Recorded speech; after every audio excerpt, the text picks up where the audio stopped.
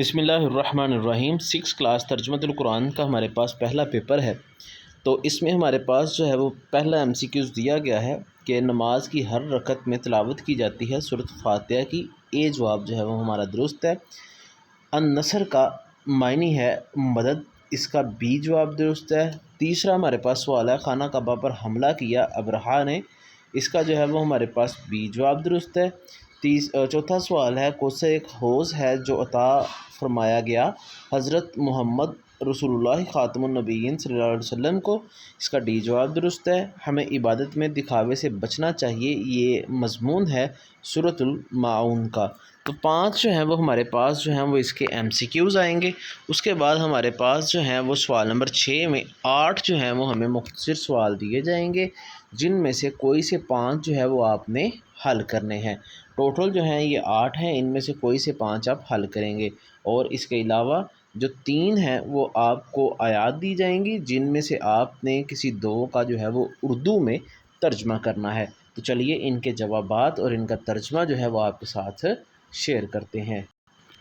تو چھٹا سوال تھا ہمارے پاس، جس میں مختصر جو ہیں وہ 5 سوالوں کے جواب دینے تھے۔ تو آپ کے ساتھ 8 سوالات کے جو ہیں وہ جوابات شیئر کرتے ہیں۔ تو پہلا ہمارے پاس سوال جو ہے وہ دیا گیا ہے سورۃ فاتحہ کا مرکزی مضمون تحریر کریں۔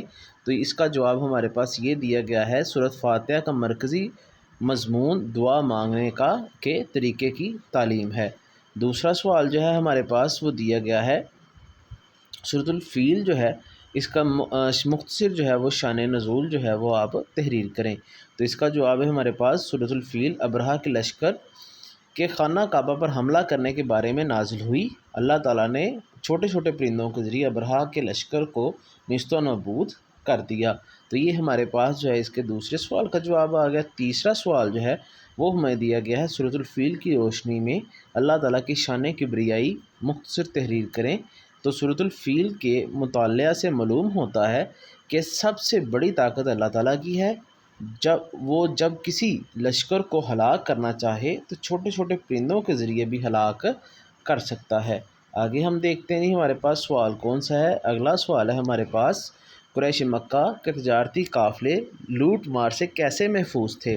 تو اس کا جواب ہے قریش کے لوگ حضرت اسماعیل علیہ السلام کی اولاد تھے۔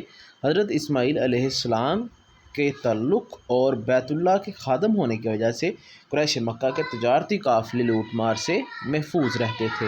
اگلا ہمارے پاس سوال ہے معاون کا مفہوم جو ہے وہ تحریر کریں۔ تو اس کا جواب ہے ہمارے پاس معاون استعمال کی ان چیزوں کو کہتے ہیں جو عام طور پر پڑوسی ایک دوسرے سے مانگ لیا کرتے ہیں، جیسے برتن وغیرہ۔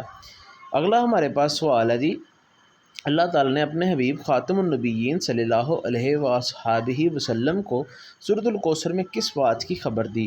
تو اس کا جواب ہے ہمارے پاس اللہ تعالیٰ نے سورۃ الکوثر میں اپنے حبیب خاتم النبیین صلی اللہ علیہ وآلہ وسلم کو دشمن کے بے نام و نشان ہونے کی خبر دی۔ تو یہ ہمارے پاس سوالات آ گئے۔ اگلا سوال ہے ہمارے پاس سورۃ الکافرون کے مطابق سب سے بڑا گناہ کیا ہے؟ تو اس کا جواب ہے اسلامی تعلیمات میں سب سے بڑا گناہ شرک یعنی اللہ کے علاوہ کسی اور کی عبادت کرنا ہے۔ سورۃ النصر میں کس چیز کا حکم دیا گیا ہے؟ تو یہ ہمارے پاس جواب ہے کہ سورۃ النصر میں اللہ تعالیٰ کی حمد کی ساتھ تسبیح بیان کرنے اور استغفار کرنے کا حکم دیا گیا ہے۔ 7واں جو سوال ہے اس میں ہمارے پاس جو ہے وہ ترجمہ پوچھا جائے گا۔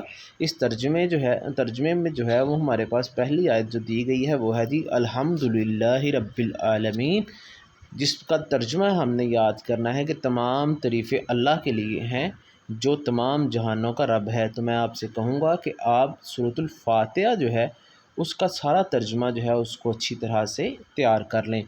آگے ہمارے پاس ہے الرحمن الرحیم، جس کا ہمارے پاس ترجمہ ہے بڑا مہربان نہایت رحم فرمانے والا ہے۔